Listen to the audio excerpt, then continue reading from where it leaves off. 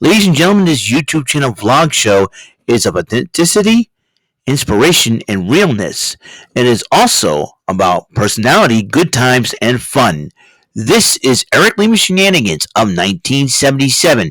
And now, here is your host of the show, Mr. Big Beefy E himself, the elder statesman of Rant and Rave, and Mr. Shenanigans himself, Eric M. Lima. Thank you very much, Mr. Announcer, sir. Well, hello there, everyone. Welcome to yet another episode of Eric Lima Shenanigans of 1977, episode 1061. We'll be talking about what happened on AEW Rampage, and albeit this is going to be a very, very short video. And as you know, the Continental Classic has been really, really good, and you know, World's End will be coming up 3 weeks from tomorrow. I'll tell you what. Yeah, 3 weeks from tomorrow. You know, and a constant reminder though, we have Collision on at 8, and me and Jordy Scott will be covering that, while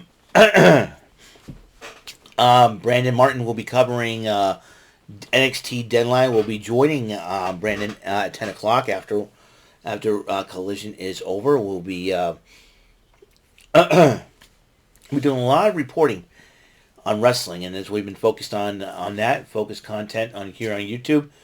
Again, John Wilson Gaiman. I'm going to give him a shout out one more time to welcome him to my channel. It's been a lot of fun. Hope you are having a great time, really. And as you know, my YouTube channel is not boring. And also, excuse me, I farted. I do funny random stuff. But also, I'm better looking than Eric Carmen. Respect my authority. Anyways, but might I digress. It's a good show. People enjoy it, and I get positive feedback on it sometimes from people that I know. So it's really, really cool. So, and thank you for guys tuning in. I do appreciate the support. You know, it doesn't matter how many subscribers I got or how many views I got. All that matters is that if people watch them and people like my videos, and give it likes and thumbs up, hey, I'm cool with that. No matter how boring my videos can be sometimes. So, but very, very blessed and very thankful. So, excuse me. Wow. So, and the international title was on the line. Orange Cassidy defending against Angelico. Let's look at Angelico and Serpentico nowadays. Because Luther, who is part of the Chaos Project, is now the butler for the lovely and gorgeous and curvaceous, timeless Toni Storm. The AEW Women's World Champ, mind you. So there's that. Heck of a matchup, and you know, Best Friends was backing him up. Danhausen did the curse thing, and then everything. And Danhausen, yes. Danhausen, the PT Cruiser. What the ass, boys? Get the PT Cruiser. Danhausen, yes. Anyways, Orange Cassidy did retain the International Championship. I just realized something. If Orange Cassidy's still International Champion, and he took on the Continental Champion, and one of them ends up winning both belts, could we call him the AEW Intercontinental Champion? A lawsuit from WWE, man. Anyways. Also, big, huge news that Endeavor and TNA are going to be working together in, a streaming service. That's right. But if this goes beyond the streaming service, watch the WWE's talent. You know, watch the WWE do a lot of cool stuff. We're probably going to see the return of Tom Phillips and Aiden English on commentary, even though it's Tom Hennepin and Matthew Raywalt. Been a lot of fun. Imagine PCO in the Royal Rumble. Oh boy, who knows for sure. So. Abaddon, who's been getting a lot of opportunity on TV as of late, went up against Trish Adora. Abaddon did win the matchup, but the lights went out. And appearing in the ring, Julia Hart. And so Julia Hart lays down the TBS title. Abaddon picks it up. And Julia Hart's just standing there shaking her head, saying, my, little one, you don't know what's going on.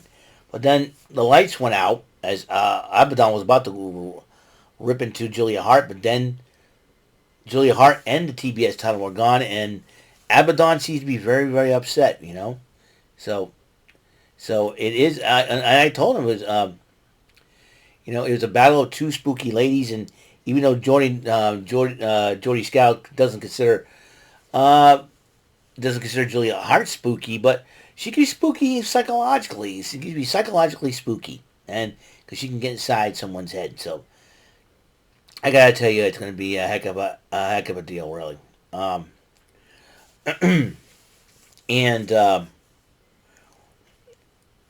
it's gonna be a heck of a fight, really. So there's that. So once these two ladies finally lock up, it's gonna be a very spooky match. I wouldn't be surprised if they put a casket match in there. Who knows?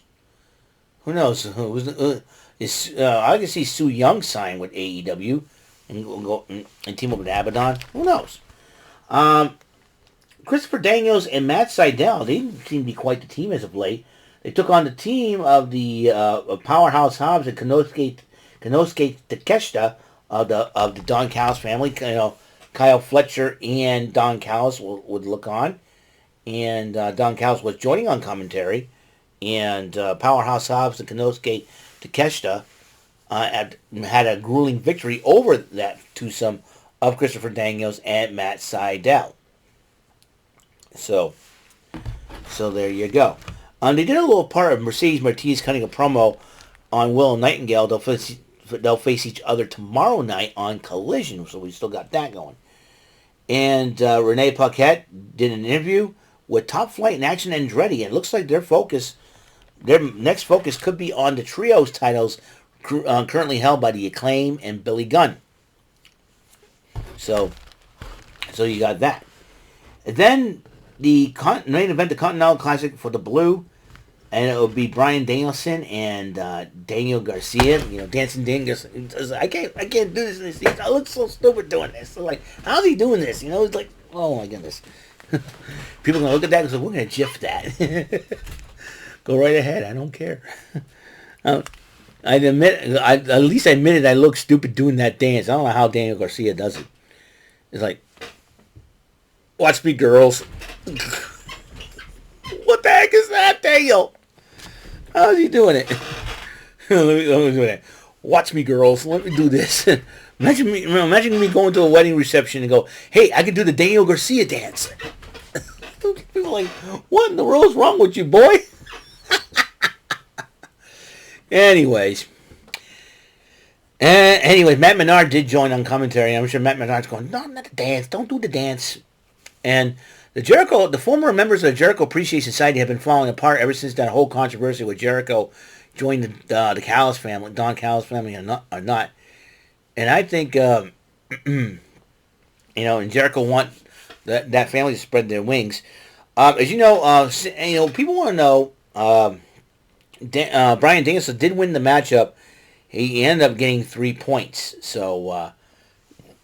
So he's at 6 right now, and he tied with Brody King at 6. So an opportunity, Claudio Castagnoli and I forget who else had 3 points. And Andrade El Idolo, I think, has 3 points. So and Daniel Garcia and Eddie Kingston got 0. So they're both mathematically. If they're both mathematically out, that means Eddie Kingston is no longer the AEW. Not the AEW. He's no longer the Ring of Honor World Champion and the NJPW Strong Champion. Those titles will be vacant and up for grabs. That's the huge deal in that matchup. So I think, and I'm sure Stokely Hathaway will be very pleased to hear that. So that's going to be something to happen. Bryan Danielson did win that matchup against Daniel Garcia after Garcia passed out to the LaBelle lock. So there's that. So, as you know, that's all the time we have on the show. After uploading these videos, I am going to remind you that Card Shark Saturday is tomorrow. And if I have time afterwards, I'll probably do a Shenanigans arcade. And as I'm going to figure out what game I want to play before I get a chance to watch AEW Collision and NXT Deadline. So I'll probably have all afternoon. So I will see you guys later. I will see you guys later. I'll see you in the next episode of the show. And until then, Mr. Announcer, take us home.